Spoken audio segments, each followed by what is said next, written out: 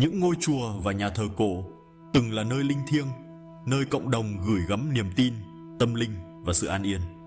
Thế nhưng, khi thời gian trôi qua, nhiều công trình ấy bị bỏ hoang, xuống cấp hoặc thậm chí bị phá hoại. Không còn những tiếng chuông vang vọng, không còn ánh nến lung linh hay lưỡi kinh hòa quyền cùng gió. Không gian ấy dần trở nên u ám, lạnh lẽo. Chính trong sự vắng lặng đó, người ta tin rằng những linh hồn không siêu thoát vẫn còn vương vấn, bị mắc kẹt giữa hai thế giới, tạo ra những hiện tượng ma quái. Việc thiếu đi các nghi lễ tôn giáo và sự chăm sóc tâm linh đã khiến các linh hồn khó siêu thoát, làm cho nơi đây trở thành điểm tụ họp của những bóng ma và truyền thuyết huyền bí.